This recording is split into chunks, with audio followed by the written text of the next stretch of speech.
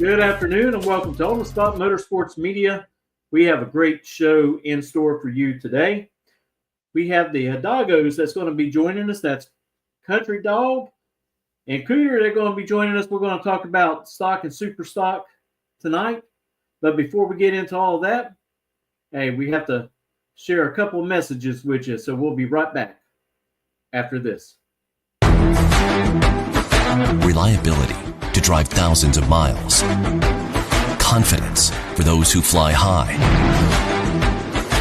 Redline oil products give you the power to crush the competition. And a track record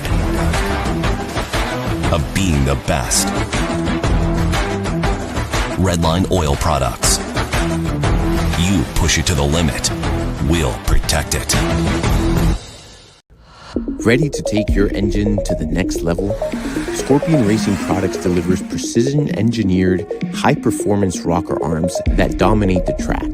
100% CNC machined in the USA with aerospace-grade aluminum for unmatched strength and durability. Our rocker arms handle extreme conditions with multiple ratios available to fit your needs. Backed by our exclusive lifetime warranty. When performance matters, choose Scorpion Racing Products. Proven, reliable, unstoppable.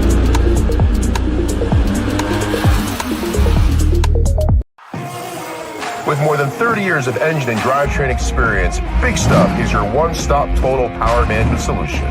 Whether you're controlling a 600 horsepower street car and want the best drivability, or have a 6,000 horsepower race car, need the most bulletproof, reliable control hardware, Big Stuff can do it all.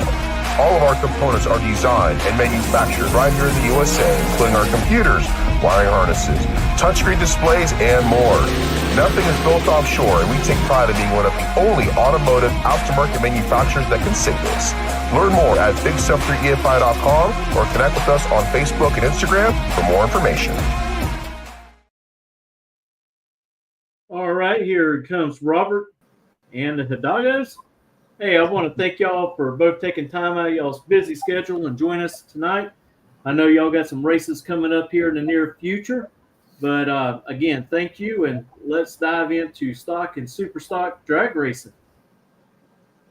I tell you, we want to tell you thank you very much for coming on in your crazy busy schedule between work and racing and things like that. Now, I tell you that anybody that's ever paid any attention to stock and super stock knows of the Country Dog family and Country Dog history.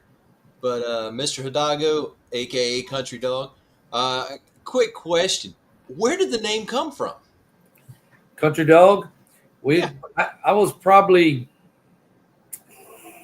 about 19, and I had I was a little younger than that, probably about 17, about 18, and I had a '69 Camaro, and I had 3 1/4 horse in it, and with a 4-speed. It was kind of a street car, but I'd go run it. Everything I do, all it would run was 12 flat. So I said, maybe it's something with the car. So I bought this old 67 Chevelle. It was sitting under an old pecan tree, and it was just with green slime. And I pulled the old 396 they had out of it, put the motor out, the Camaro in it, did a little bit of suspension work, never washed it, cleaned the windshield, and they had the green slime. So I went out there one day, and they had this cop that was the security at the track in Baton Rouge. And his name was Austin Doucette. So me and him was buddies, because when we used to go race the Baton Rouge race, we'd go out at night, and he would go stay in our motorhome and rest.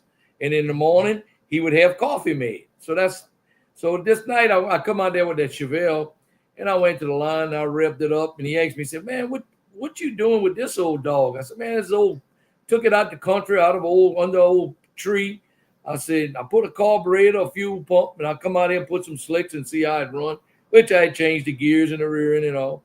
So when I turned the clutch loose on it to the floor, it dropped rust, dirt, mud on the track, and it went down there and it went on 12 flat. Same thing as the Camaro. And I know it had to be a little heavier. So he come running to my trailer. He said, you wasn't lying out there, nothing but an old Country Dog, but it run 12 flat, ragged and looking like it is. And that's how I got started. He just called me the Country Dog after that. So every time everybody just kind of stuck from then on, right? Yeah. And then I used to run the '69 Camaro. I ran it for quite a while, and probably from about 85 to 97 when I built the fuel injected car. And so the big blocks, it was at that time you couldn't use aftermarket rods. You still had to use a stock block. So if you didn't grout one, it was going to split a cylinder. And either you made 50 runs, you took it out and checked it, or 60, it took itself out. Right. They wouldn't go. They would blow up left and right because they had stock rods. They wouldn't take it. After 375 horse had that big dome, so it was just hard on parts until they got to where they are today with a lot better, better crankshaft rods, and they got way better pistons. So I ran it for quite a while, and I was pretty fast with it. And I was actually teasing a buddy of mine. I said, "Man, I got some class trophies from '88. Do you have any?" And he started laughing. "No, I ain't got. You got me." But I ran it to like 97. Then I built the white 97 Camaro, which was real good. Woodrow did a lot of motors for me with that. And Paul did a lot of transmissions. And I drove it till I built the Corvette. And the Corvette I started in about 11, I think. No, 2011. Yep. Well, the Camaro got beat up so bad in stock it wasn't any more good. So that's why we gave up on it. I got you. Then I drove the Corvette to now, and then I just built the GTO, and I still got both. Actually, Jimmy Hutto drove it in Belrose in one class with it. Oh, really? With your GTO? No, I was in the GTO. I won class. Cuda won class in his two, and I had Jill in my Corvette, and he won class in it. So class. He's driving a Corvette. Oh, I thought he was in his Corvette, not yours. No, mine. My wife. Okay. That makes sense. Now, wow. Okay. First of all, I like where the name came from. I like that story. But Cooter, tell me, when did you get your start in racing? Because I know clearly you've been brought up around it your whole life. Yeah, I was at the racetrack just a few weeks old. I was at the racetrack already, and we didn't run juniors a lot, but I did run juniors for a couple of years. Obviously, they're a lot quicker today, got a lot better parts. So I can definitely remember they had some fast at the time. I think at the time, you could run 890. I think the best I ever went was like in the 10s. Yeah. But, they're always kind of finicky. And even now, even with the better technology they have, they still at times can be very finicky, especially compared to bigger cars. But I did pretty well in it for limited amount that I did run. I was able to collect a few wins there. Actually, I think was that the first race. This is the first race he won. I don't know if you can see the picture. We went to Montgomery, Alabama. It was in Montgomery. That was me with the green car and him with the junior.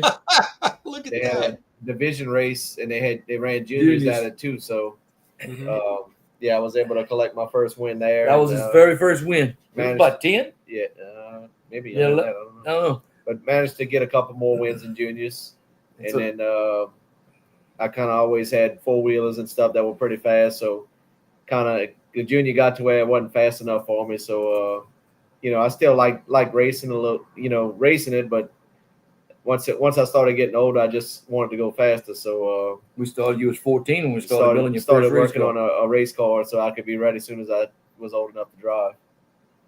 We had a couple other guys drove the car. I had it all built, and a couple other friends of ours drove it. And when he said I guess he was about 13 when he said, "Look, I'm tired of this junior dragster. I hated that thing so much. That was the first thing I sold. I ain't never sold many race cars, but I sold it. And then now we had to buy another one for his son. And he's done pretty good." Oh my goodness, Mitchell. So what made both of y'all, with all the different classes that you can run on Lucas Oil Series, and plus y'all have also run IHRA, what kind of made y'all want to go in and run in stock eliminator super stock compared to all the other classes? Well, I was always one to try and be the fastest in stock, which I never did run. I ran super stock maybe once or so, not many at all. And then, but I always wanted to try and be the fastest.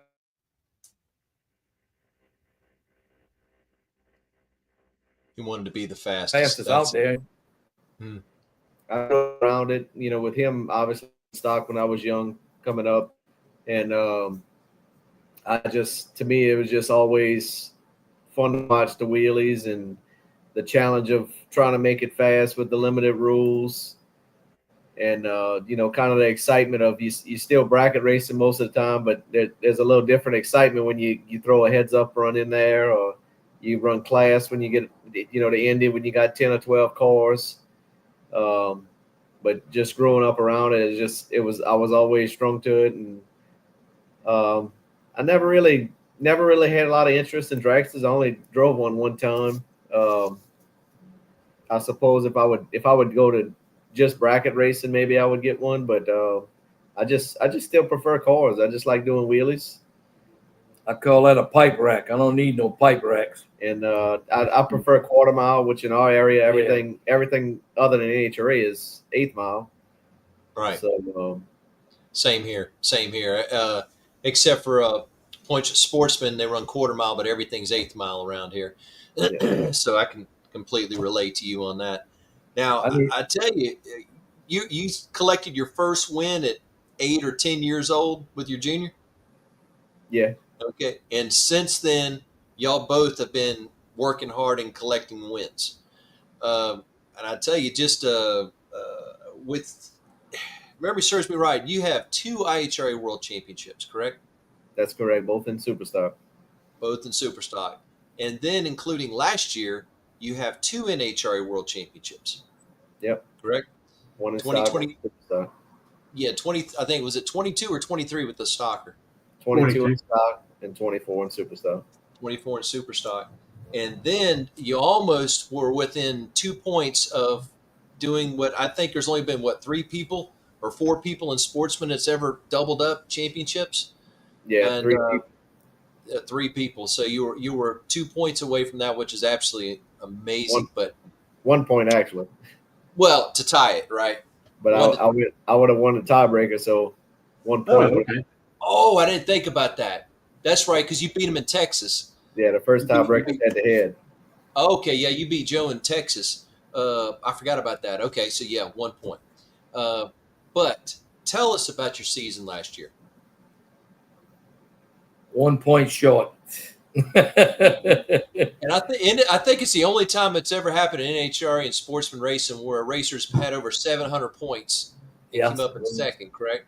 Yeah. The closest prior was, I think somebody had 699 and lost. So that was the first over 700 to lose. But I mean, we kind of had a year of ups and downs. Kind of started a little slow.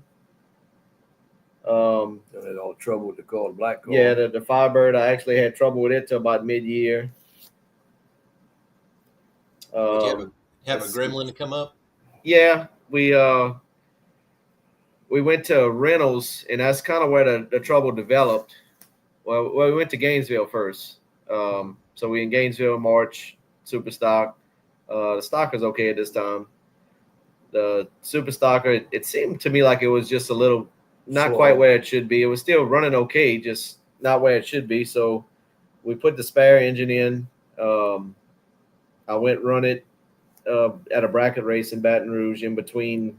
I think after we left Gainesville, we had a little break. So I ran the bracket race. It seemed to do okay. The motor was a little slow, which I knew it should have been a little slower than the other one. And then in Reynolds, it seemed to get worse. The car slowed up like 8 or 10 on the last qualifying run in Reynolds. So it's like, I'm thinking the engine's about to, well, we tried to we changed every piece we could. Cut the oil filter open, didn't see any metal there. So we're like, okay, engine's good. Let's try. And this is going in the first round. So I said, I guess we'll just change trans and converter and just fly by the seat of my pants for first round. And so we got past that. It didn't help. It ran the exact same. So I'm like, okay, well, at this point, can't really do a whole lot with racing. The car's at least repeating. I think we changed the injectors too. So, at that point, I was just, hey, I'm just going to dial it and just do what I can. And I was able to get through that. I managed to win there. And then still was changing stuff, redid the fuel system, still just trying everything I could think of. And we went into Dallas. And then also still managed to get another win there. The car still was pretty consistent. It was just not close to where it should be ET-wise. So Thankfully, didn't meet up with any heads ups that I couldn't outrun or anything like that. That's what I was going to say. It Yeah. was still consistent enough where, okay, don't worry. I know it's not running good, which is not really great for a driver standpoint because you like to feel good about your car, even though it's consistent. But I was able to just kind of put all that aside and just say, hey, just control what I can control. And we got another win there. And then we went to Bristol, and that turned bad there. First round, car started with some kind of electrical gremlin and wouldn't even get down the track. So I lost first round there. And then after that, we had a pretty good break for a few months. So it's like, all right, well, we going home. We, going through everything front to back. Right, download the motor. Went down, downloaded both engines, Yep. the spare and the better engine. So we did all that, got it back together. And then I think it was sometime late August.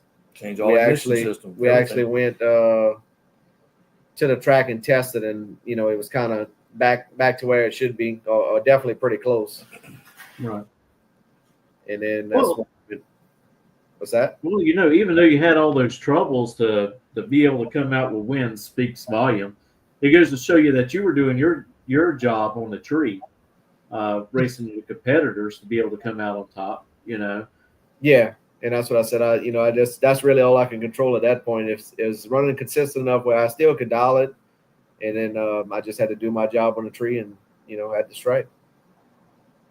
Man, oh man, and but it started turning around for you just past mid-season, didn't it? Yeah, kind of after that, I got the car back together, which I had already had a couple wins at that point, and then we went to Tulsa, which was our first race back since Bristol, which was like 3 months off, right? And managed to double up the first of the two division races there. And then second race, I went out pretty early in both. I think I lost to me and Walt Walker, yep. Good friend of ours. Just the way the ladder fell out, kind of messed up there, and ended up getting him first round. And we had a good race, and he came out on top. And super stock, I think I lost like third round. So, but left there, we doubled up the first one, so left there feeling pretty good. Car was running okay. So from there, we in Bristol, the other car let him down, but he won stock there. Yeah. And when one car makes him mad, they're in trouble. Another car. I got you. So you get a little aggressive when you get mad with it, huh? Yeah. Okay, whatever works for you, right? Yep.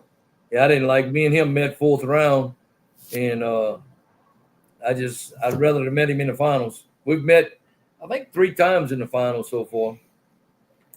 Needless to say, I don't think I ever won. Well, here's the question: when y'all did meet, whatever elimination, y'all trash talk each other or what? Not really. Okay. Usually, I know he's got to win because I ain't as good. It's kind of in the back of my mind. Oh no! Come on! I gotta be there if I'm gonna beat him. Well, that's true. That's true for anybody.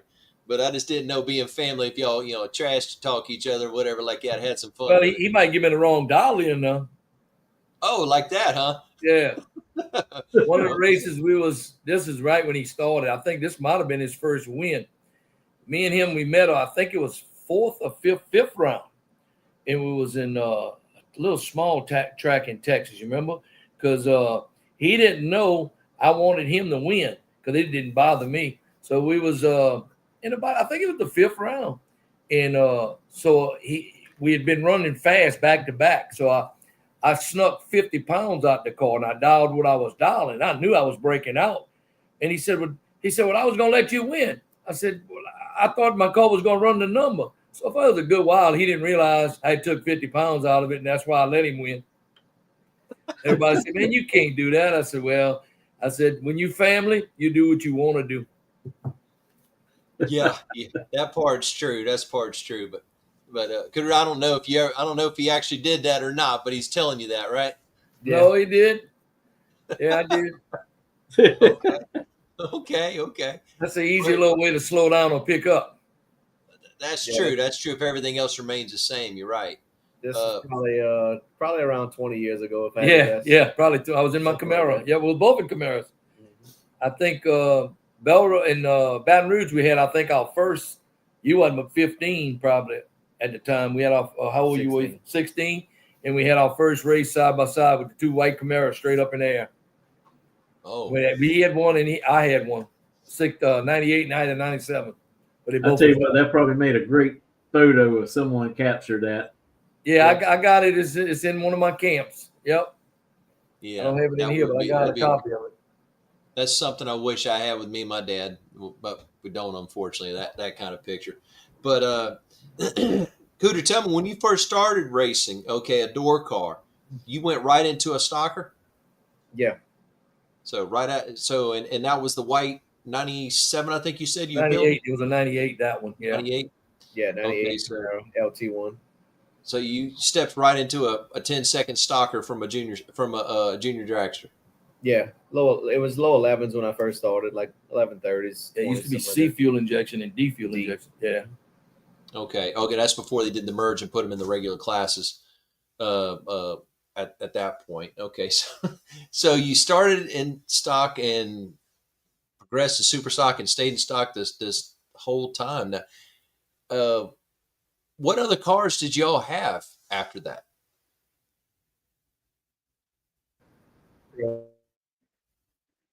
It locked up a little bit. Yeah, got a little delay. Yeah. The end of 2006 was when we finished it. I tested, and I think I ran from 2007 till 12 or 13. 12, I think, was the last year that I ran it in stock. And then that's when the GTO was ready in 13. That's when I debuted my silver GTO. And we converted the blue Firebird to super stock. And then for him, he had the 97 Camaro LT1 that he built around 97. And he, went from the 69. Right. Oh, man, there's a little bit of a delay. I bet there's a storm. We'll give him a minute. Absolutely. See if it comes back in. Went to that, and then he drove that all the way to 11 when we did the goose. Yeah, it was in 2014. We bought the black Firebird that we have now, and I think 14 was the year that I had a crash in Carolina Dragon. Yeah, the black car was just finished. He was going to bracket race that. Yeah, the black car had never even been down the track, and it was much. I just about finished it. So after that crash, I took everything out of the blue car, put in the black car that had never been down the track, and went to a bracket race to test it, and went perfect on the race, and just from first pass on, everything was perfect. Okay, so the blue car, the Firebird, that's the one that you won in IHRA with. That was the blue one with the flames on? Correct. Yeah. That was the first championship was in that. The second one's in the black one. Okay. Okay, and then you had an unfortunate accident with the blue one. Yeah. And then the heart of it went into the black one. Now, you were telling me an interesting story of the black one. Whenever y'all bought it, wasn't it like was it a street car or a hopped up street car when y'all bought it, or was it a race car when you bought it? Yeah, it was pretty much a street car that a guy started. I think he might have ran a little at the track, but the engine was pretty much stock, just bolt-ons. It had a 9-inch rear end already in it. It was mini tubbed. I think all the interior was in it. It had a roll bar in it. Yeah, they never cared. It had a ball. But it was pretty, stock looking. All the interior was there. On it. None of the front. I think it still had stock brakes on the front. I think it had aftermarket brakes in the back. Now, if you can, we got a lot of people watching. Yeah, there's a delay there. Yeah. I know we have a lot of people watching tonight. Can you kind of explain the difference, as a racer's perspective between stock eliminator and super stock? Yeah, I mean, for most people, I mean, my cars are set up pretty much the same stock and super stock drivability wise, but in most cases, most stockers either leave it on the foot brake or two-step off of the pedal. Some are, the later model cars have electronic shift.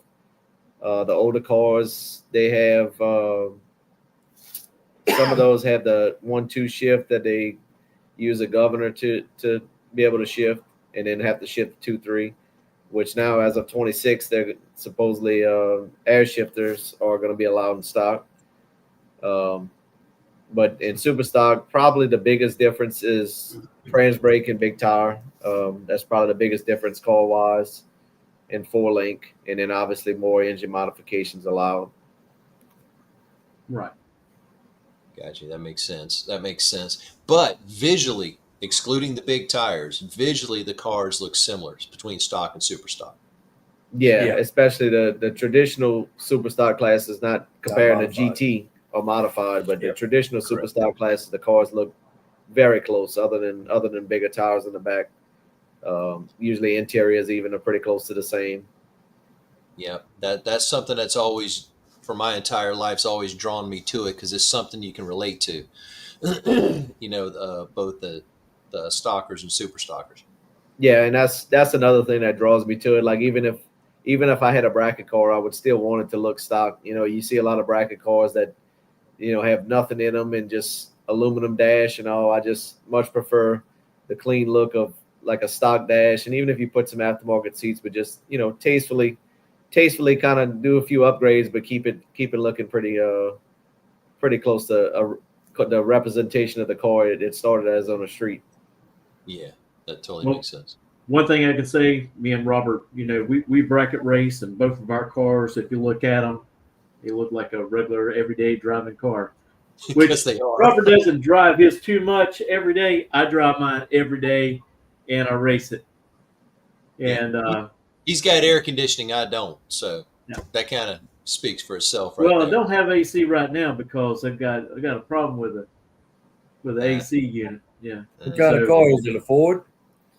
Oh no, Dodge. That's just as bad. I was just gonna let that one set. The Dodge brothers did work at Ford before they went on and started their own company. Hey, you might want to cut me off now, huh? Oh, it ain't nobody gonna do that to you. No. But we have a good time racing each other. Matter of fact, we're racing against each other Saturday, so we have a good time competing with each other and all our buddies and friends. But tell us something. What drew y'all to the late model Firebirds and Camaros and stuff and the GTOs? What drew y'all to them? They were always a good car, and the Firebirds and they worked real well. I mean, you didn't have to do a lot to them to make them work. And when they first started, the horsepower wasn't on them, like it is now. And it would really run real good, right? I mean, I ran one and went a second in 25 under with standard bore stock pistons at the time when it first came out. Jeez. Yeah. Okay. Well, I've always liked the Firebird. I mean, I always have. It's always been a very beautiful, well-designed car, all the way back to the 80s. I rather the old, like the 2000 Firebirds than the new Camaros and all. How much rather that? Yeah, I agree with that. We could have any kind of car we want, but it's what we like. And I mean, like these new Camaros, you need a wide trailer to bring one with you, man. That's a whole lot of car. You're right. I didn't think about it like that, but you're right. You're right. You have mirrors on it, and it barely gets in the enclosed trailer. Got a lot of girth to it, shall we say? But just like the Chryslers, those drag packs are big like that too. Yeah, that's right. Now tell us what combination do you have in all of them? Are they LS cars? All your cars? The Corvette is a tune port, and all the others are LS1. Okay, so the Firebirds, the GTOs, the Firebirds, GTOs are all LS combinations. Okay, okay, because I didn't know. There's your. Now, who built that Pontiac originally? We did. Y'all did the chassis work on it? Yeah, we did everything. It's oh wow, okay. I thought y'all jobbed that out and then y'all finished it. No, the black car we purchased, and it had some work done to it already. It like the rear end work was done on it, and but it like none of the interior was finished. So we basically took I guess yeah. I mean, you could say a rolling chassis. I mean, the brakes were there. We changed shocks. Every one of our cars had to wire everything, plumb everything, put all the interior back in. Okay. Because I know at the time there wasn't a lot of GTOs that were out there when you started running your car. So, but I knew there was a couple, so I was assuming your car came from one of those people up north or out west. Clearly, that's not the case. So, that's, when I built mine, it was the third one. Jack Mattias built the first one. Irvin Johns had one, and mine was the third. Okay. Yeah, that was at least one of the people I was thinking. I was thinking of Jack, but I thought it was somebody else. I know a lot of people always have a lot of questions about Stock Eliminator, about what things they can actually change and what they cannot. So do you mind diving a little bit into that and talk about, what things have to be left alone and what things can actually be changed? Like, for instance, exhaust or, can you modify the air intake coming into the engine? What kind of things that you can and can't do. So if someone's out there watching this and they want to get involved and they want to start running Stock Eliminator and they've been bracket racing for a while and say they do have a pretty much stock vehicle as it is right now, what kind of things can they change to be able to run that class and things they have to leave alone? Well, the GTO he's got, I'm in the car business, so I always kind of watch, and I found this one at a dealership. They had a blowed up motor in it, so I bought it, and then I put it in the garage, and he said, "What you gonna do with that?"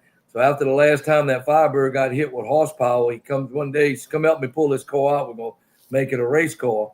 So then we stripped it all down. I mean, you can take all of insulation out. You can take, on these we put a straight rear end instead of an independent, and put a roll bar in it. And you can change any gear ratio you want in your rear end. But if it's a General Motors, it's got to stay with a 12 bolt. You can put any transmission, a 200, a Power Glide, a 350 turbo, 400. You can take all the exhausts out, put headers. You got to use the original block or an original block that comes with them. Like if it's an LS1, it's got to be an LS1 block, or it's got to be the stock number heads that came with it, the stock number throttle body, the intake. You could put headers. Now you can use aftermarket rocker arms. They give you a few different crankshafts that's got numbers you can use if you don't want to use the stock one. You can put an aftermarket water pump on it. You got to have an aftermarket balancer. You can use any kind of converter you want. Kind of headers, and that's pretty much. You got to have an alternator in stock. In super stock. You got to be married to a 9-inch tire on a stocker. The air intake, you can run it. It is optional. Most I see don't run it, but I don't think you can just create a custom air intake or anything like that. If it has a factory like Ram air intake or something like a Firebird, you can use that. Right. But you can't just go making all kind of different, ducting to try to get cool air or anything like that. I got you. It's definitely a deal where if there's anything you question, you definitely need to get a rule book. And, if whatever division you're in, you definitely want to get in touch with some tech guys. And, you got questions about before you start doing anything, you definitely want to make sure, whatever you're doing is legal. Right. Well, a lot of people have, they don't know that they can change some things, but there is some things that you can do to help the performance of the car. Like you said, you can get rid of all the exhausts and you can run headers. And of course, that's going to help you out a ton there on horsepower and being less restrictive. So there is a lot of options out there for somebody. And you are exactly right. They need to reach out. They need to get an NHRA rule book and go through it. And they have a question. Don't go ask someone down the road, pick up the telephone and call them directly. I did that in 55. What's that? Yeah, the guy down the road will tell you, yeah, I did that in 55. Oh, yeah. Had some cutouts, not headers. Yeah. Yeah. What a lot of people don't realize is whenever they watch stockers or super stockers, is they're impressed on how quick they go with what they see. Stock eliminator, when you open the hood, it's like you said, stock intake manifold on it, stock throttle body. There's no porting and polishing allowed. Okay. And also on the camshaft, has to be the stock lift at the valves for whatever engine combination comes in it. So, I mean, the duration can be out the door. I mean, that's up to the builder. 80,000. You're allowed up to 80,000s on your bore. It can't be any of bore. Everybody's like 60 something or 70 something. Let's say you got a 72,000s big piston with 8,000 clearance. You're at 70. I mean at 80, so you're almost illegal. Right. So you got to stay, back of 80. It used to be 70, but they backed it up to 80. Exactly. You're exactly right. That's a lot to learn. Right. Oh yeah, but the biggest thing is there's a lot of little things, and y'all pay attention to them, and the little things add up to big things, clearly. And then you got to squeeze every ounce that you can get out of it legally, right? To perform like that. But it's a lot of hard work, and it clearly shows. I'm not going to ask y'all how quick y'all have gone with your cars, because I think that's like asking you're getting your PIN to your credit card. You know what I mean? So I'm not going to do that. But y'all have both been Indy and qualified well at Indy, have you not? Yeah. We'll qualify like we want. I mean, we can go fast at any time. Then we go.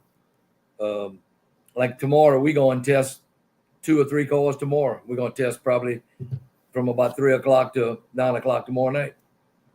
Okay. And you got what? Is it no problem? Just a couple miles away from you? Yeah, we got to drive 7 miles. It's a pretty good ride. When we put a new motor, we drive it there to seat the rings in. I was getting ready to say 7 miles away. Just don't run out of fuel. You'll be all right. Mm-hmm. It's not even worth strapping it down. Just put somebody in there, hold the brake until you get there. Mitchell. Yeah, I have the same luck living so close to Gainesville. I just drive, switch the drag radials on the car and drive it to the track. I don't want to hear it. I'm 2 hours away, 2.5, so I don't want to hear it. Like tomorrow, we'll take the rig tomorrow because we want to swap some converters, and so that's why.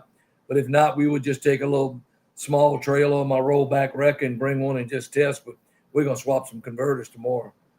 Makes sense. You're always looking for something. That's true. You are.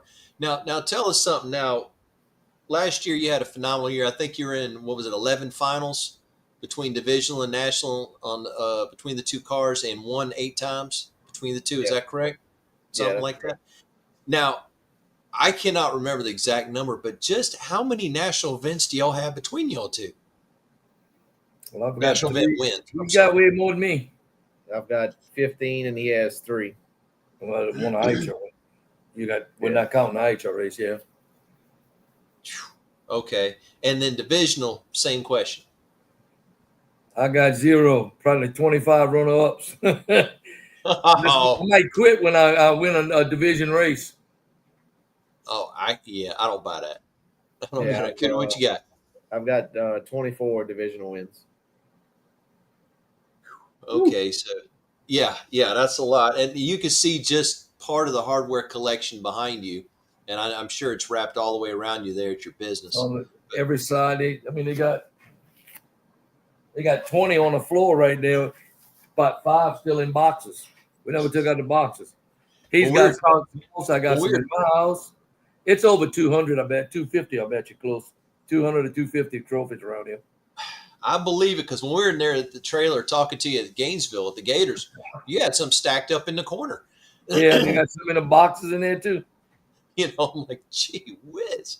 Robert said, "Y'all fellas know how to win." Yeah. One of the people chimed in. Yes, y'all missed a lot of good food. Y'all came to Belrose. I've had more people tell me that.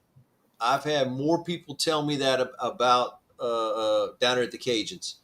And speaking of the Cajuns this year, you worked hard and came out with a win in stock eliminator, did you not? Yep. So this year was the first year they did it with this format, but it was a divisional race first and then a sports national all in one weekend. And we actually both made it to the finals of the division race, and both fell down and running up. I was in super stock, and he was in stock in the GTO.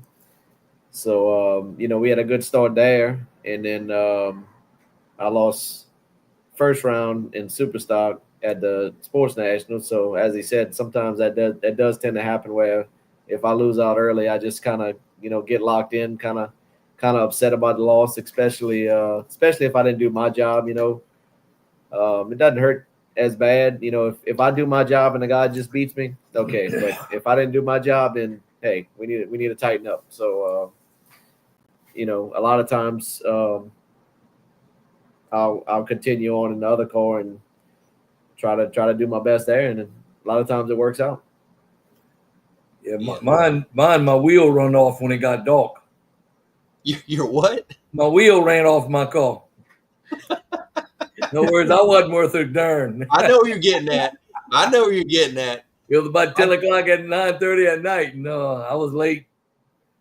I'd been good all till then, too. My dad always told me because you ran out of talent. And I'm like, yeah, I know. Got in the wrong side of the car. My wheel flew off. Behind the steering wheel. Oh, yeah, I got you. But yeah, we had a good weekend. 2 runner-ups and a win wasn't too bad in full-class trophies. No, not at all. 4 class trophies. You know what I mean? And I mean, we had to spend so much money for diesel to get to that race. It was so far, them 7 miles. Y'all just left it parked and just drove one of the cars back, right? Don't blame. So is that the one you said Hutto drove your Corvette? Yeah. And you drove? Okay. I've been driving a GTO. I'll probably drive the Corvette some more this year. What class does it run? It'll run F, G, and H. But we try and leave a car in each class. Like he'll run E, I'll run F with my GTO, and we'll leave the Corvette in G. Okay, I got you. Get them all 3 of them classes usually we got covered. Well, if I go in the Corvette, I'm gonna run G. But if I stay in the GTO, I'll run F, and he'll run E. Homegrown son, he wanted to know, with the front end up in the air as long as it is, do y'all have a hole or a window in the floor so you can see the track? And I think he's talking about both of the white cars that time. Y'all left the track with the wheels up, both of y'all. They go straight. Yeah. If they don't, right? Yeah, well, we've done it long enough. You can tell if it ain't. Yeah. So you can tell the wall getting closer or further away. That's true. Now tell us, y'all work hard all the time, and y'all have a difficult time getting away from work. What do y'all do? I'll say in your off time. I know you don't have much off time, but what do you do for a living? Good. We have a used car lot. We buy cars from insurance auctions, and then we rebuild them, and then sell them on our lot. Oh boy! And whenever I hear people just say, "Oh, I just got a lot," I'm sure it's quite a large lot, and you got your hands full. We probably do on an average of 100 vehicles a year. Somewhere 75 to 100. But most of the ones we fix are real new cars, and they've been wrecked, change the fender, the hood, whatever, fix them, and then we'll warranty them. So we sell them to whoever around us, and we don't usually have. Actually, I sold one to a guy in Oklahoma this week, and I bought quite a few race cars that's out there. A lot of people don't know. Brian McClennanham's Copo Camaro came from me. I bought it in California, had it shipped to him. Really? So people that look for a body for a certain car, I'll find it. And either if I got to get it here, we got to figure out how to get it there. But if I could buy it in the state then, I'll buy it and ship it to them. Oh, wow. Okay. Well, Robert, there I go. Very good. Just need to contact him, have him find me a Challenger. Go ahead and let him go ahead and get it set up for stock eliminator and have it shipped to me. Well, we could get Jeff Tutone to help you with that. If you'd have been ready when he was selling, he was giving some away at the end. Oh, really? Yeah, I mean, he sold like that car Kevin won the world championship in. I think he sold that thing for $50,000 with a spare motor. That's To cheap. Helms? To Kevin red- Helms? No, he sold it to somebody else. Oh, The one Kevin drove and won the world championship. yeah, That red car. Yeah. Yes. Jeff sold it, and he had the pink one. And none of them was really priced real high. I thought, I'm not a Chrysler guy, but I said, that's cheap. You can't even come close to building one for that. Yeah, that's right. And it ran pretty good. I think Mitch Knight ended up with the blue one, I think. Yeah, I think he does, yeah. That came from Payne. Right. But Payne. but there was some. Payne bought it from Jeff, though. Yeah, yep. Right. Yeah, he bought it from Jeff. And, oh, my goodness. I don't even want to know how many Hemi cars Jeff and them had. I mean, At one time, 4 or 6 of them, something like that? Well, Joe had most of the Hemi cars, but Jeff had more of the, the newer cars. Right. Little Joe's got probably a couple of Hemi cars left. Man, And he's got one left that Tim Hebert used to drive with the new model motor. That's what he was driving in Belrose. Really? I didn't know that. Okay. Well, tell us, y'all been racing for so many years with a tremendous amount of success from hard work. But tell us about your marketing partners that y'all work with. We got a lot of sponsors that help us. Anybody that races knows it takes a lot. It takes a lot from a lot of effort from yourself, but any help you can get from sponsors really makes a huge difference. Lupe Tortilla, Engines Inc., VP Racing Fuels, Goodyear, Bullet Racing Cams, Fast Fuel Injection, Fast Shocks, Accelerated Graphics, and Don Pellicino. Man, that's a good list right there, to say the least. We'll add anybody's name to it that wants to help. That's true. That's true. Now, that's true. Now, how can people get a hold of you? We'll put a number out there. No. How can they get a hold of you? I mean, through social media or calling you on the phone? How can they get a hold of you? Yeah, Cooter's out. He's on Facebook. I'm on Facebook. You could find me there. Quite a few tracks. If they follow through to the winner circle, Cooter's usually in it. That's true. Very true. I just don't know if you've won have you won on the West Coast yet? Yeah. Yeah. I've won we won Superstock. Won Pomona and Superstock in 22. Okay. We clinched the world championship in stock and won Superstock. Running it up in Vegas several times. I'm not sure if I ever won in Vegas or not. You run up in my Corvette one year. Yeah, run it up probably at least a handful of times. I'm not really sure if I did win, it might have been at the division. I'm not sure at the national. He's in whatever car he gets in, it doesn't matter. He's won in my Corvette and he's won in my Camaro I sold. That was your first Superstock win was in my Camaro. Yeah, in Belrose. Yep, it was a stocker and he ran in Superstock, and because I had the Corvette then, and he won Superstock in the stocker. Yeah, I think that was the first win. That was around 2011 or 12. Yep. Before I was actually running Superstock with my Firebird. That was before the GTO was done. Now, looking at this year, what other events are y'all looking at going at? I know you've got one coming up next month. Are y'all going to come back over on Division 2 and possibly run Charlotte, maybe Bristol? Yeah, we're going to run Dallas double divisional in May, and then we're going to do Bristol. No, we're going to go to South Georgia. That's right. Yeah, probably South Georgia. South Georgia 2, then Bristol. Run a double. Yeah. Right. Yeah. Okay. And then we'll have a little time off, and then we plan on doing Indy. Probably Indy, Tulsa, St. Louis, and then finish in Dallas. Okay. And they got another division race in Dallas, too. Yeah. Another division and they got 3 division races there and 1 national. Okay, that's good. Not one weekend. No, yeah. Double division. Yeah, of course. But I'm saying divisional and the national in October. But being a Billy D4, might want to try and make all that money in 1 week.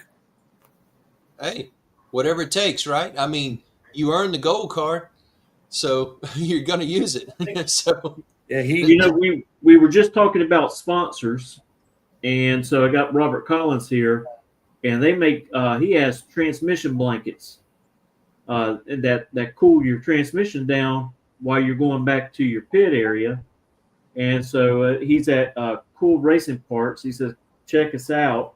If there's anything you like, maybe y'all could work out something. Okay.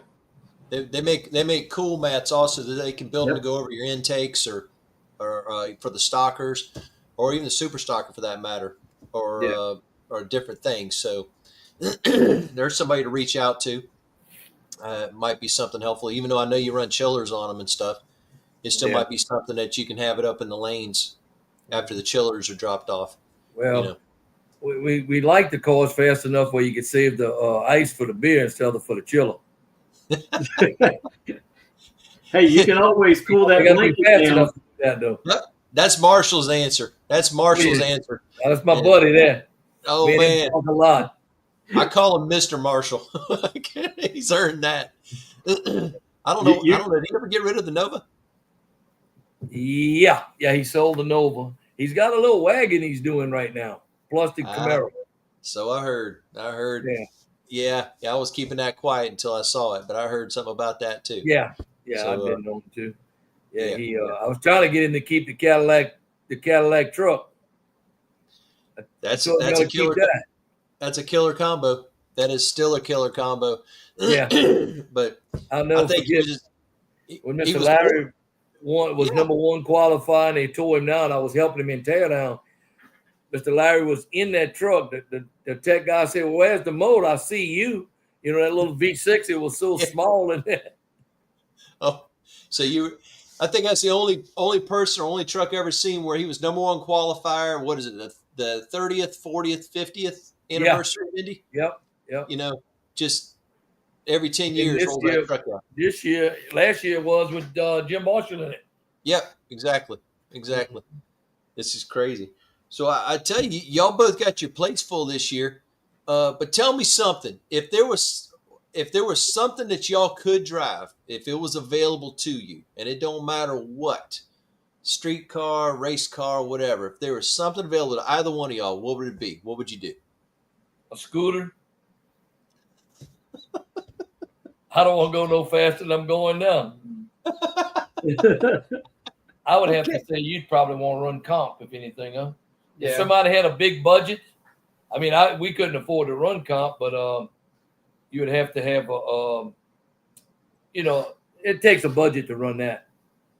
Right. I mean, we do 90% of our work ourselves, so what we pay people to do is, it's not like some people pay to get their motor completely done. We don't pay nearly what most people do because we do most of it. Right. Same thing. We'll build a car. We'll do everything. That makes sense. And not only that, you know what's there. Yeah. You don't have any guessing involved. But I take it, Cooter, whatever it'd be a door car, right? If you have a choice. Yeah. I still prefer a door car. Like I said, I drove a dragster once. I just prefer door cars still. Not saying I wouldn't possibly drive a dragster one day, but I just still seem to gravitate toward the door cars. Well, you're comfortable in driving them, and you do really well at it. So if it's working, why change it, right? Yep. Well, he runs both cars with the foot brake too. He doesn't use a two-step or trans brake, nothing. A lot of people don't realize he does that. Oh, I didn't realize that. I thought you had to brake in the Firebird. He don't use. He never used a blinder or nothing. Huh. Okay. Did not realize that. I didn't look about the blinder, but I just assumed that you had a trans brake in the Firebird. Just if you look at his lights at probably the last 10 races, I wouldn't let him change nothing. He's been so good. Yeah, no, his results have shown that. your hard work. Now, tell me something. What do you do in the off season to help keep yourself sharp? Because I know you don't have much of an off season. I know that. No, but what do you do? We're pretty. We're in South Louisiana, so it's really not ever too cold. Yeah, January we're still racing. December and January. You usually only off for maybe 3 or 4 weeks. But I try to hit some bracket races when I can, which doesn't really happen too often. But after we're done with NHRA, usually I can make one or two at least. Like next month, we have one in Baton Rouge, CP Racing Promotions, putting on a great race, and I'm gonna try to do that. Being as we got some downtime, that's gonna be next weekend. Which car you gonna run? To be determined. That's exactly what I was going to ask. We've had people say that, and I ask them what car they're going to run. It's like, well, whatever one has gas and is easily accessible. And I'm like going, okay, to have such problems, right? Yeah. So I tell you what, I'm just absolutely amazed just how humble y'all are with the success that y'all have had, because I've known y'all, I've seen y'all, I've followed y'all for years, and everywhere y'all go, you're a threat.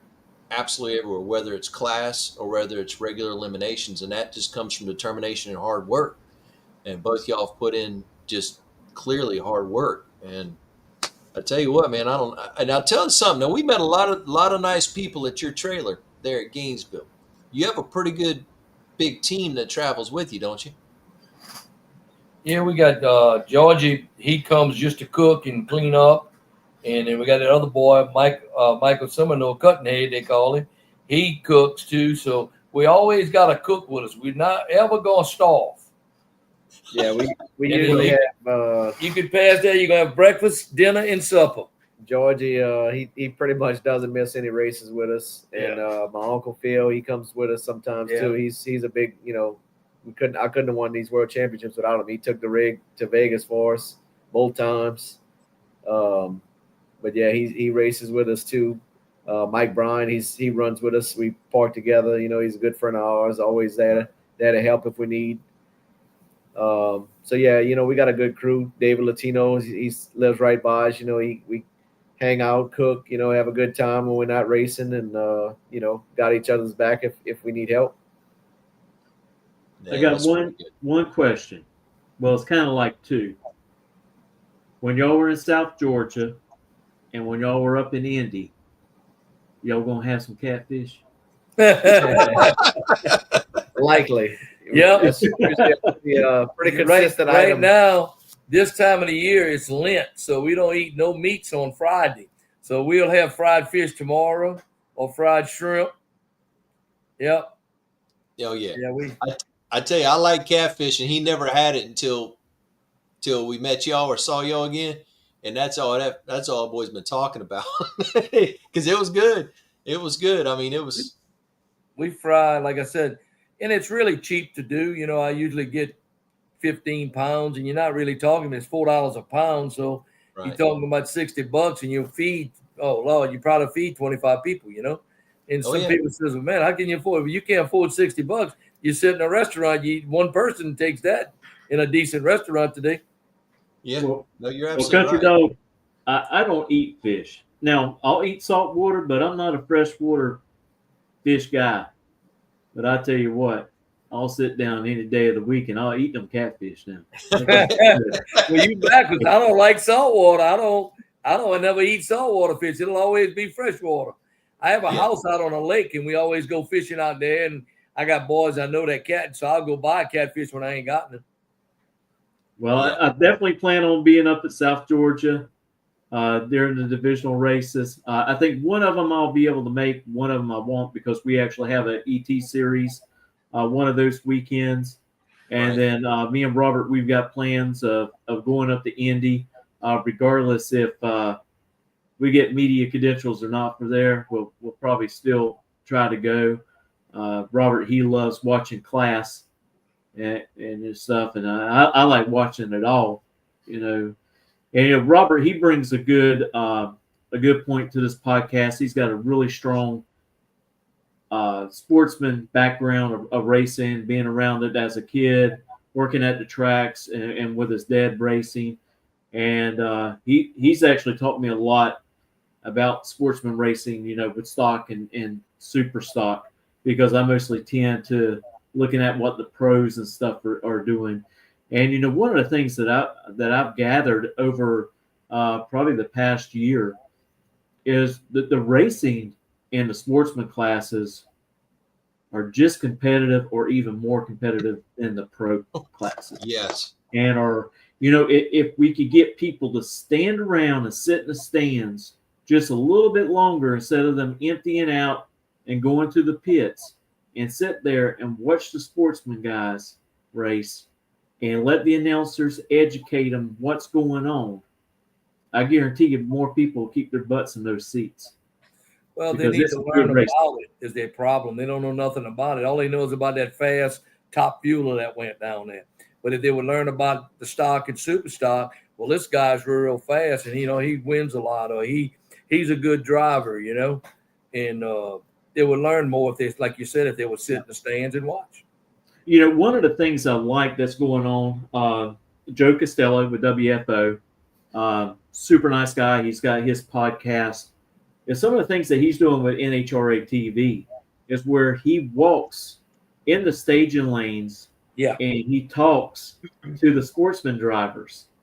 I think that is the best thing that's going on right now with him doing that and introducing that to the fans who are watching it, waiting for the pro classes to run. I think he's done a really good job, and he's very knowledgeable. That's his wheelhouse.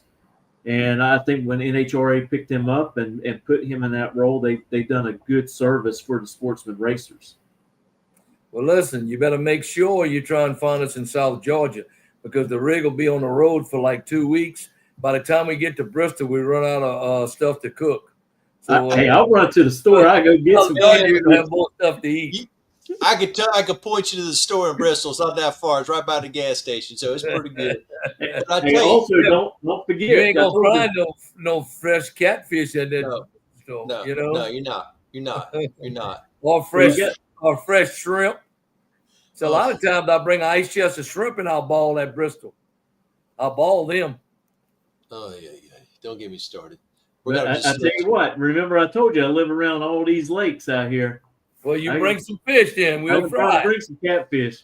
There you go, Mitchell. Hey, don't say nothing you can't do, Mitchell. So it's either we do it or we I can don't. see him on the airplane with that ice chest with fish in it so we can fry when we get to the races. I'm willing to take that try. I'm willing to try it because what's life without a little fun, right? But I tell you, just to go along with what Mitchell said, roughly speaking, so just people could put this in perspective. Between y'all two is like 18 national events. Okay, if you average 6 rounds, which is low, if you average 6 rounds, that's 108 round wins. If you go by divisionals, same thing, 24 going by 6 round average. Once again, I think that's low. I know it gives and takes a little bit. You're talking 144 round wins. So between y'all two, at minimal in eliminations, you're talking over 250 rounds. That has nothing to do with the 3, 4, 5 rounds for class at Indy. Has nothing to do with any other races beside that. That is a long, amazing resume when you sit down and think of it. And I know I'm not counting all the right numbers. I know I'm not generally talking. I'm not counting IHRA national events, points races. I'm not counting any of that other stuff, but that's impressive by itself. Well, in Belrose, I had an 8-round race, and I ain't lost but one. I had a rerun. And I won that one too. And lost in the finals. I told you it was a low number. I said it was a low number. So, but just to kind of give people a perspective, okay, whenever you go to professional, whenever I say professional, whenever you go to Top Fuel Funny Car stuff, 16-car field, 16.842. Okay, whenever you go to a points race or a national event, you run in between a 60-car field and a 128-car field, typically. Okay, quotas and stuff like that. So to be successful in sportsman racing, in my opinion, it takes a lot more it's a lot more of a challenge, different challenge, but a lot more of a challenge. Like you said, running on different days, coming off the trailer, dialing your car, making a hit, no time runs, and so I really tip my hat for people like yourself that have worked really hard and been successful at it. It's hard to do. It is hard to do. So, We're not running on somebody else's money either. Do what? We're not running on somebody else's money like That the pros. too. I wasn't going to bring that up, but yeah. Hey, since you brought that up, I want to flash this up here because I was looking at what homegrown son put up here, and he says racers like Jimmy pay the bills and the big boys fill the seats, which is true because y'all pay the bills. Y'all are the reason why the big boys are able to come there and race. Well, that's just like I've seen some talk about alcohol. Everybody wants them to go to the national events and not go to the divisions no more. Which I'd be good with that. Let them stay with the pros. Right. Because they get in free at every race. It don't cost them nothing. And they pay that somewhere. I did not know that. I had no idea. I didn't either, not too long ago. Well, I did not know that. Well, I tell you what, anybody that's listening to this or watches this, I tell you, y'all need to get on board with the Country Dog team here. Y'all really need to. I mean, they've put the time and effort in, and the proof is in the pudding. Okay, so we ask anybody out there to get involved with the team there to reach out to Jimmy. Is it under Country Dog or under what on Facebook? It's just my personal page on Facebook. It's James Hidalgo. There you go. James Hidalgo. And also, anybody need a car or a truck or looking for one, need to reach out to the Race car parts. There you go. Race car parts. I don't think you're into transporting yet, right? No. I haul my cars, but yeah. No. I need a 4-car trailer, but I ain't got but a 3. Then I can bring a spare car with us. I think somebody we know somebody that can help you out with that. We know somebody. So anyway. But listen, I tell you, I appreciate everything. You're taking your time, your busy schedule to come on and talk to us tonight. And like I said, we wish y'all all the best this year.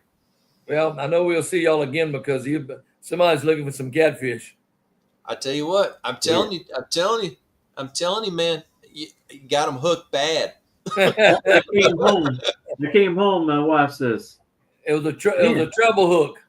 She goes, are you hungry? My wife goes, are you hungry? I says, no, I just got finished eating some of the best catfish. I said, I'm not hungry at all. I'm ready to go lay down and get up and go back to the track on Saturday. But I will tell you something. I have not had crawfish in a while. And I love good crawfish. Well, I bought a couple sacks for the people that was down to Belrose race over here. And they all bragged on it. Yeah. But if you come down here, you could have had some. I know it. I got to get over there. 1,500 pounds. Ross Reese and them balled 1,500 pounds at the track. And it was free. Whew. Okay. Well, I tell you what, I've talked to Angel and Sampe. So people know who I'm talking about. Oh, yeah. And she said everywhere you go, you can get crawfish. Oh, yeah. There at the Cajun Nationals. So it's all over the place. Yep. And it's all good. Balling, but they had so much they were balling, I didn't fool with them. We fried fish there. And my wife made us spaghetti. So we always eat good. We're not going to starve. I hear that. Now, I don't ever want to die with an empty stomach because it might take them a while to know what to do with me. That's a good explanation. I like that. I tell you something. I've had a lot of people tell me about the Cajun Nationals down there. They said, look, obviously the competition's stiff because you're going to run class. But they said you're going to meet some of the nicest people and have some of the best food. And I'm like, I believe that's true for everywhere. But I think places like No Problem Raceway, I think really has that vibe and that feel. There's not too many places got a ballroom at the track either. I forgot to mention that. I've heard that too. There's some others that have some made up ones, but I quit drinking about 3 years ago, so it don't bother me anymore. I don't go to the bars anymore. There you go. Yeah, but the Larice family, they really stepped up. They're the title sponsor to the sports nationals, but all around motorsports, they've been stepping up and really supporting the races. And they are kind of the epitome of Southern hospitality. Just example there of balling all the crawfish at the Sports Nationals. Anytime you want to drink, everybody. you go by them. But just great people, always having a good time, win or lose. You know, if you find Ross, he's having a good time. So, and what makes them so great? He's got the daiquiri machines going all the time. Between them and Stan and them, you can get a free drink anytime you want. You get a free drink anytime you want. I think what makes them such a good company and a good sponsor is because they are racers themselves. They true. get it. They know what it takes to get to one track to the other track to be able to make things meet. And, when you have a sponsor like that comes on board like them, I mean, it's just excellence. Yeah. We've been talking. We need to get insurance on our cars, and we're gonna go with Larice. We need to do it. We're putting it off. Well, you're not the only one. You're not the only. So anybody out there that needs it, they're great about it. Insurance. I've heard people that had to use it. They paid with no problems. Well, that goes. Anyway, that says a lot right there. Yep, that says a lot. You just gave me an idea, Country Dog. I actually need to reach out to them, and I need them to kind of give me a list of what they do, as far as their insurance coverage, and post that on our motorsports page. Yeah. They might sponsor y'all too. That wouldn't hurt our feelings any. No. And that'll be good. That'll work fine with us. Make it a little easier to come see fellas like yourselves. Well, you let us know when you come. You want to come down? I could take you see the alligators and take you on a ride on the party barge, and you will eat good. You will not starve. Well, I got that. But if anything, y'all been super nice and hospitable to us, and we do appreciate that. But about time for supper. I was get ready to say, you got to get going. It's about time y'all guys cut off work a couple minutes early. Come on here for us.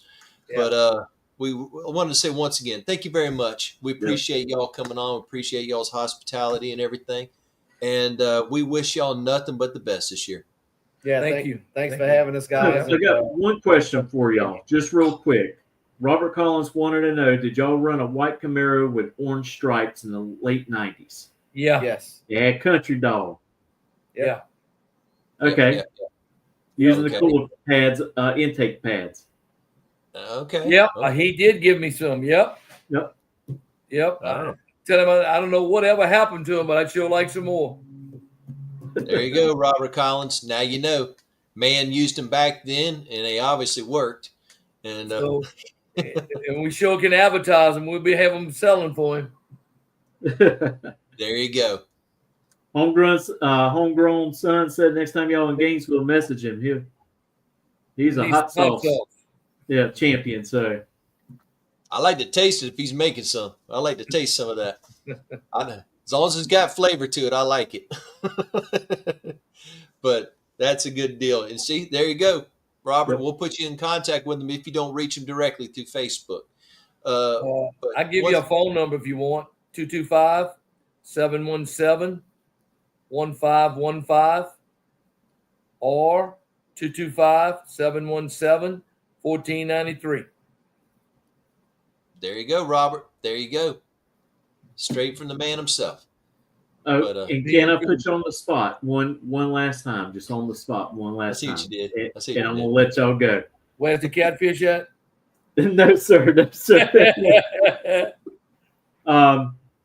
You don't have to answer it if you don't want to, but with the IHRA trying to make their comeback, bringing back drag racing, stock, super stock, and stuff like that, would that be something that y'all would be willing to start running back in IHRA a little bit with NHRA? We'd love it. Yep, you too. Yeah, absolutely. I mean, I just hope they're close enough where you ain't got to go so far. Yeah, we're true stock and super stock racers. So obviously we want to support that. We love the IHRA. Yeah, we ran it years ago, and we're limited on places to run stock and super stock, especially quarter mile racing. So any opportunity we get to support racing and try to grow racing, we try to do our best to support it. Well, I know everything did go through, and they did purchase Galat. So that is now going to be a IHRA track. Where at? Galat. Oh, a A lot. lot. So they did purchase that. Galat released a statement today, and I shared that on our motorsports page, as long as with IHRA's statement. So we posted both of those on our page, and we want it to grow. We want it to turn out to be really good, and have the opportunity for racers to bounce back and forth between both of them if they Yeah. want to. Yeah. It's a great thing to have more places to race. I wish they'd bring something like in Mississippi, or I wish somebody would take Memphis back over. Man, that was a horrible. I know. Yes. That was a nice place that went down horribly bad. Oh, I so I agree. love that place. That's one that's sitting there. That and West Palm. That's the only 2-track quarter I mile wish tracks. IHRA would buy that one. If IHRA Yeah. would buy that one and redo that one, that'd be nice because it's centrally located for everybody to come. Yes, I sir. agree. I agree. It's a great location. So, Yep. Well, you'll Hey, go have some supper and eat some catfish for me. No, I'm going to eat a steak, I believe. Okay. Well, that's just as that's a good. good alternative. So, Well, listen, thank y'all very much, gentlemen, and we you. hope y'all have a great night. You Got too, you, guys. Thank you. Bye-bye. All right. Thank you, guys. Take care. Take Bye. care. I tell you what, man, what a great show having both of them on. And we didn't even know Country Dog was coming on, and to the last minute, So that was a surprise to have father and son join us tonight and talk a little bit about stock and super stock. And I really was appreciated of them diving in and talking about some of the things you can and can't do if you want to convert a car over to run stock. I think that explained a lot to people. It's just, don't take your car out there and decide to run stock and run down the track. It doesn't work that way. And Right. give a little bit of perspective of things that need to happen. Right. They well, first of all, I say raised up in it. But the thing about it is his experience, meaning the father, Mr. Hidalgo, coming up when he did in stock eliminator and eventually into super stock. So he saw from the beginning what it took to make a car competitive. And of course, then when his son got involved with it, I mean, he already knew what to do, basically. So they knew what kind of cars they wanted to go to be competitive and where they wanted to go to kind of bob and weave for a more competitive combination. And then they stuck to it. And but also the fact they put hard work in, and like he said, they do as much of the work themselves as they can do. Okay, that helps save money that they can put towards their operation, but also it informs them because they know more what's going on. They know what the ins and outs of the car. Like you said, Cooter mentioned that with the black car that they had problems, but the car was still dialable. So he knew it just wasn't right. So they started delving into it and working through it. So that comes from somebody that basically knows their car, and they both put the time in it. So there's a lot more detail to it than what we just mentioned. Yeah, money means have to work smarter and harder. You're right. The thing about it is that there's a lot more details with stock and super stock than what we just mentioned there. Oh, definitely. Okay, but it's not impossible. Anybody that wants to get involved with it, you can. Okay. Well, and the good thing about it, Robert, there's so many different combinations that you can run. Agreed. And stock eliminator. I mean, Agreed. On the weight breaks and stuff of your car and the horsepower ratings and all of that are all factors that you have to look at. And I mean, it's great that there's such a broad band. You can run anything from a Camaro all the way to a great friend of ours that runs a taxi. Yeah. Mr. Freeman. Yeah. And front wheel drive cars. You can run front wheel drive cars in there. And like I said, there's a lot of combinations that are more affordable than others. They're definitely on the slower end of the bracket versus others. So they have their own inherited challenges, but they're more affordable. Okay, so we've met some people, and I've met some who runs a lower classification stocker. And when we say lower, we mean letter-wise. Okay, but they're super competitive. They can qualify in the tops of the fields anywhere that they go. Okay, they just happen to have a car that runs 14 seconds, but it's over a second under the index. Okay, and it not break the bank in comparison to some other cars, like some Copos and some. I'm just using those for an example. Some Right. big block cars, Chryslers, Ford, Chevrolets, whatnot. That to run a second under, you got to spend some money on and put the hard work in, obviously. So it's all what you want to do.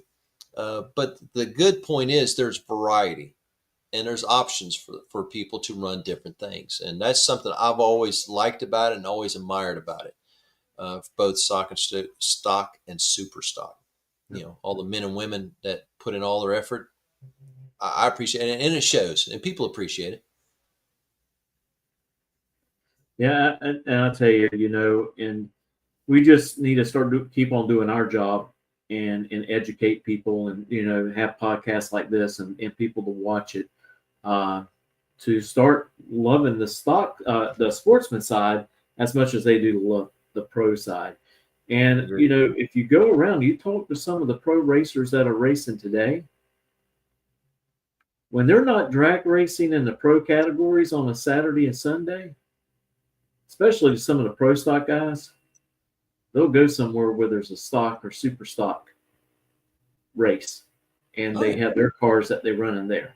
So, those pros that have crossed over, and they will still cross back over and run those classes. They'll run the big money races, like the Spring Fling that's going on right now out in Las Vegas, and mention the Spring Fling. I want to thank Warren Evans. He's out there and doing the live feed and everything for it.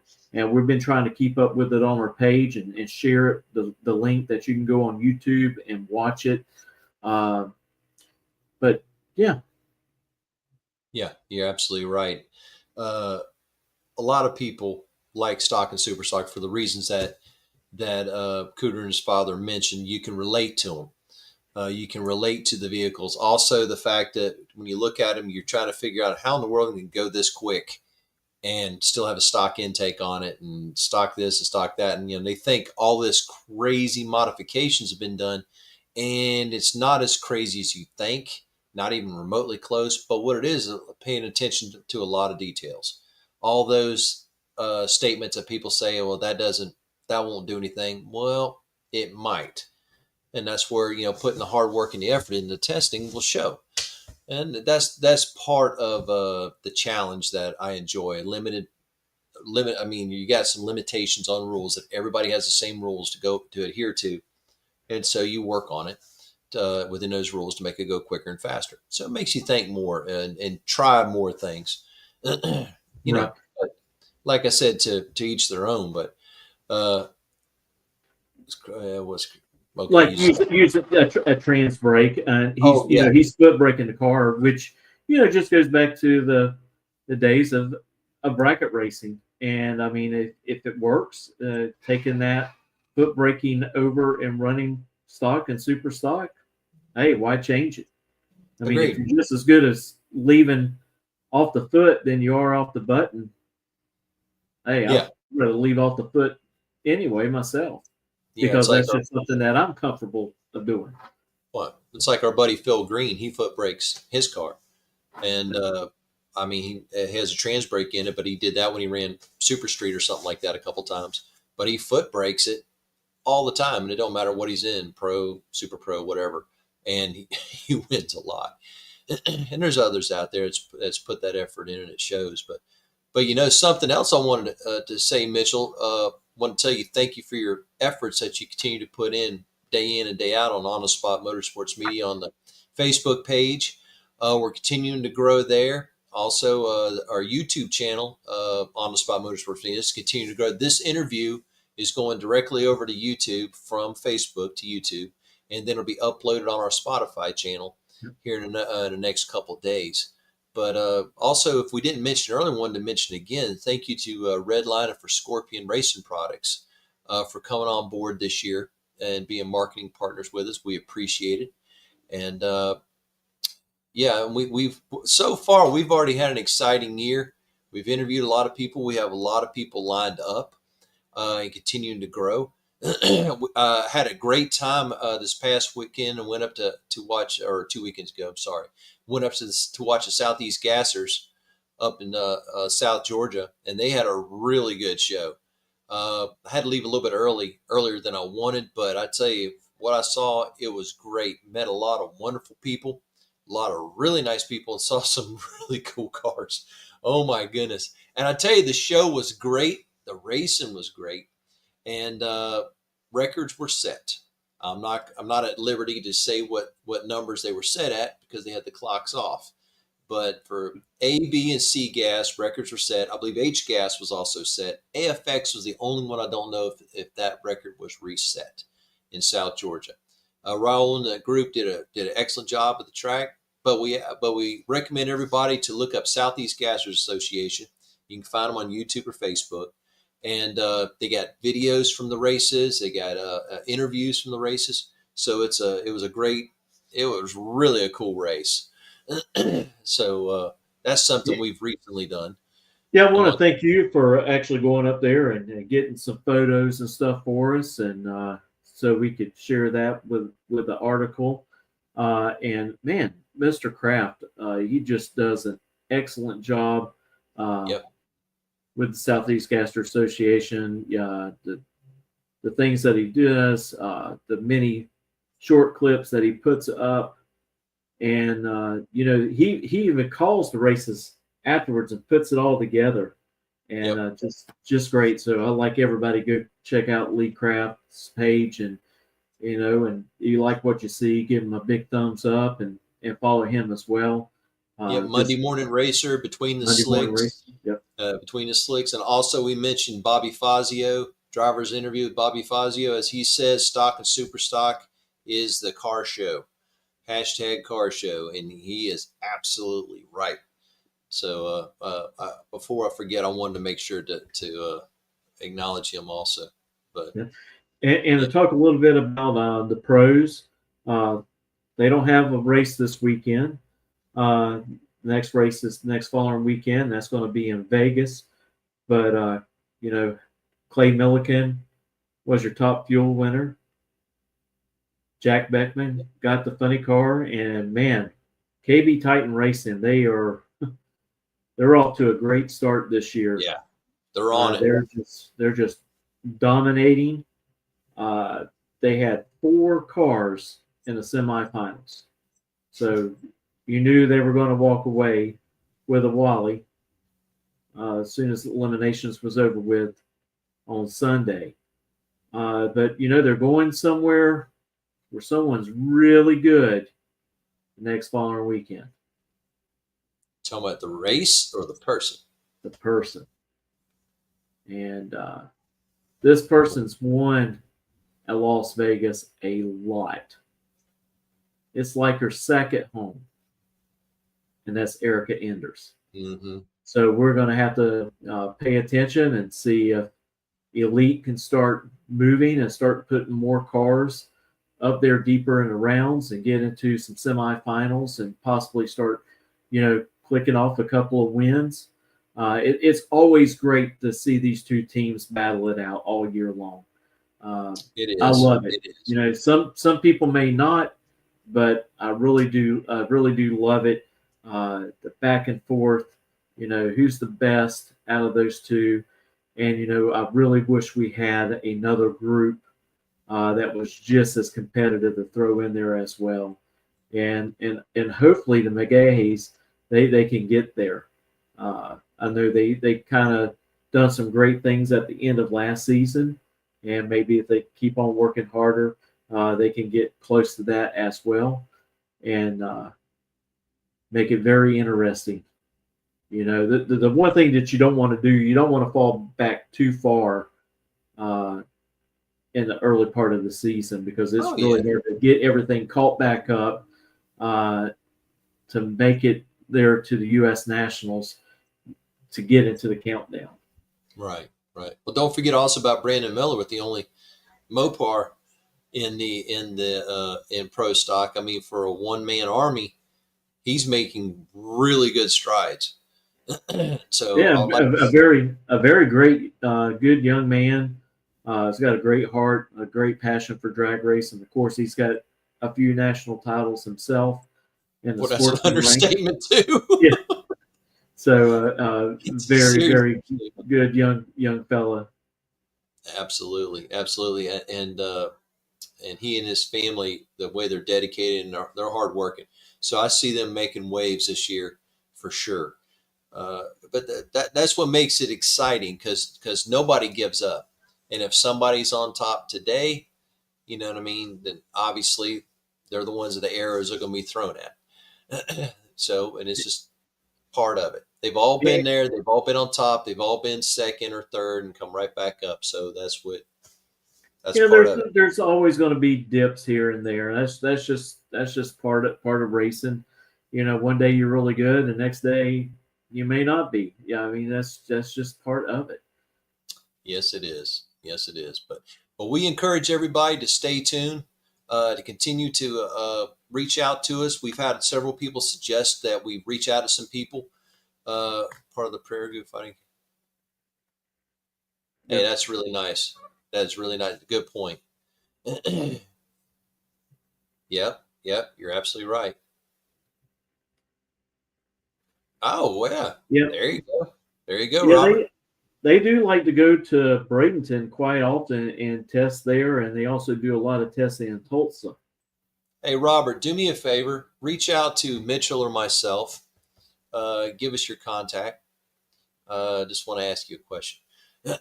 But anyway, but no, like you were saying, there's a lot of racing left to do. But we encourage everybody to continue to follow us, to like and subscribe on YouTube. We're working hard for that to grow. A few years ago, we can get early. Yeah, really great family, for sure. Yeah, there you go. There you go. And I tell you that honestly, that's all I've ever heard over the years, is just down to earth and just super helpful. Thank you, Robert. Like I said, so being able to got me going about everything here. Sorry about that, but thank you for everybody. Continue to reach out to us, give us suggestions of people to bring on. We've reached out to several suggestions, and we do have a couple people coming on. We're still trying to get some feedback on some others. So we appreciate that. We encourage you to continue. We got the Myers coming on next Thursday. Say again? Right? We got the Myers coming on next Thursday. No. No, it's not next Thursday? No, let me go to my calendar. Get your calendar out. Okay. We got Mr. Norm Williams. Okay, Norman Williams. Yes. Storm and Norman. Okay. I say he's local, okay, but he's from these parts around Jacksonville, not too far from here, honestly. Man's got an amazing racing history. He really does. Between running Top Sportsman, from everything from Top Sportsman to Super Pro and everything in between. Okay. And like I said, track championships and titles, and just I can't keep tabs, honestly. But like I said, he has a remarkable history. And so we look forward to talking to him and learning more about him. Because, I mean, I know of him from the track and hanging out with him a little bit, but not really as much as I want to know, and others too. So we thank you for him planning on coming on. But after that, we got Randy and Megan Myers of Alcohol Dragster fame, six-time world champions, I might add. We had a really good time talking to him at Gainesville. I so wish we had the camera on. Oh. But we're going to go over that. We're going to let him explain, the starting procedures for both the funny car and the top alcohol dragster. They're doing injected nitro as well on both Correct. cars. Correct. And so it's like a little bit of a tech tip that will get included into the podcast. We're going to talk a little bit about their racing career. We're going to talk to Megan Meyer because she brings a lot of other stuff into racing. We're going to talk about marketing and some of the things that she does behind the scenes. She teaches people how to market themselves. She does seminars. Just going to be a really great show of talking about two different aspects of drag racing. Absolutely. getting the money and getting the cars down the track. Absolutely. So it was really good talking to him, and look forward to that. And then the following week on the 24th, we have Don Meziere of the Meziere water pump and starter fame, I guess is how you say it, out on the West Coast from California. They run a top sportsman car and a wildly popular company. They race all over the West Coast, but anybody knows a Meziere. I hope I'm saying it correctly. Meziere electric water pumps, Meziere starters, flex plates, stuff. They make some super nice equipment. But we're fortunate enough to have them coming on the 24th and get to talk about their history and what they're doing in their future. And then there's some others after that, but I'm going to hold off on May until we get a little farther along. Yeah, and I want to remind everybody that PDRA, they kick off their season this weekend at Galat. They actually started today. I think they were doing a lot of time runs today, practice, and they're going to start getting into qualifying tomorrow, and then they will hold their final eliminations on Saturday. We will be at Gainesville Raceway, not just me and Robert racing, but we'll be live streaming all the action there on our Facebook page and on YouTube. So if you're on YouTube, please come over and follow us on Facebook, and vice versa. Go over to YouTube and subscribe. It really helps us out when you do that. We're trying to get our numbers up, and also Robert has been working really hard with Spotify, getting all of our shows over to Spotify. So if you miss it and you want to hear it while you're driving down the road, you have that opportunity. Absolutely. Oh, here's a kind of a tech question. Homegrown son wanted to know if convertibles are allowed to run at Gainesville without a roll bar. No, they are not. They have to have a roll bar. Depends how quick, I think. They all have to have roll bars. Really? Yes. I thought that my first thought was that it has to obviously to top up, but it has to be. Now, if it's a hard top, might be a different story. But right. Soft top, I'm almost positive no matter what it runs, it has to have a roll. It at least has to have a bar.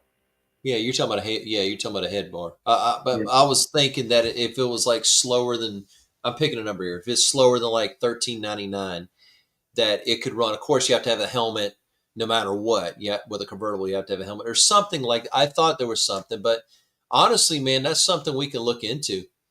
And I'm almost positive, according to NHRA rules, they have to, because just because they run slower doesn't mean that they're going out there. They're a 16-second car and they're convertible, and here I come running spraying nitrous at almost 12 flat, and I get crossed up and I go across and I hit them and flip them. No, I get it, and I don't disagree. I don't disagree that the danger in it of having a soft top, but just off the top of my head, I'm still in my mind. Anyway, you got me curious. I'll see if I can't find something to look it up. Homegrown son, we'll definitely look into it, and I will give you that information. I'll actually talk to the track manager this weekend and ask her, but I'm almost 100% sure, not unless something has changed in NHRA rules. So, like if someone had a Mazda Miata convertible, it will have to have that, at least that bar behind them over their head.